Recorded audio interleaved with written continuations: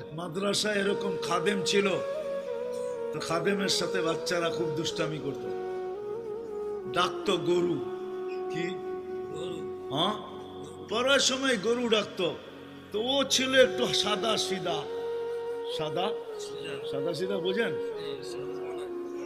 সরল ছিল, সরল সহজ সরল, একটু হাবলা টাইপের, তো বেশি মাথায় নিত না।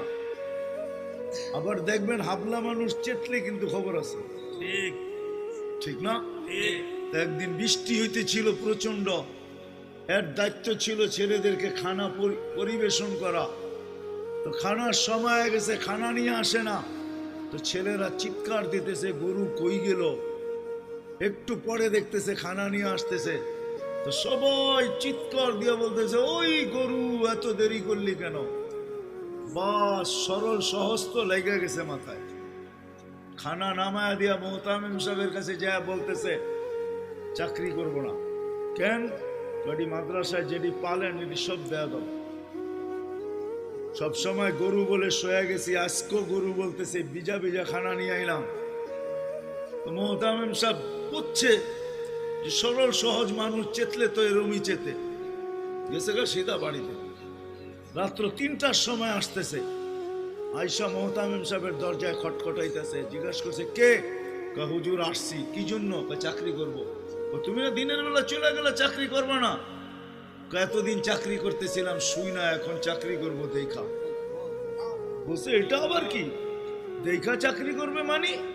আমি স্বপ্নে দেখতেছিলাম কিয়ামত হয়ে গেছে, আমি পুলসিরাতের পাশে যেয়ে দাঁড়ায় আছি, পুলসিরাত চুলের মতো চিকন, তলোয়ারের মতো ধার। ভয় পাইতেছিলাম এটার উপরে পা রাখবো তো রাখবো কি করে। একটু পরে চিৎকার শুনলাম, তো দেখলাম মাদ্রাসার ছেলেগুলা সবগুলা হইহুল্লার করতে করতে আসতেছে। ওরা পুলসিরাতের পা দিতে দেরি, এটা সুপার হাইওয়ে হয়ে যেতে দেরি হয় নাই। সবগুলা উঠা পার হইতেছে, একটা পিছন থেকে আমাকে দেখা ফেলছে আর চিৎকার দিয়া বলছে ওই তোরা যাস কই? আমগো গরুটা তো দাঁড়ায় আছে, ওরে নিয়ে যাবি না? বলে সবগুলা পিছে ফিরে আসছে আর আমাকে উঠায়া কেউ হাতে কেউ পায়ে ধরা সব কাঁধে করে নিয়ে পার করা দিছে। ঘুমের থেকে জায়গা গেছি, এই জন্য চোখে দেখা আমি এখন চাকরি করব। কমসে কম আমরা সামনের যে মাসটা আসতেছে রমজান, শাবান তো শুরুই হয়ে গেছে। 7 তারিখে দিবাগত রাত্রে নিসফুম মিন শাবান হবে, আসতেছে। কমসে কম আমরা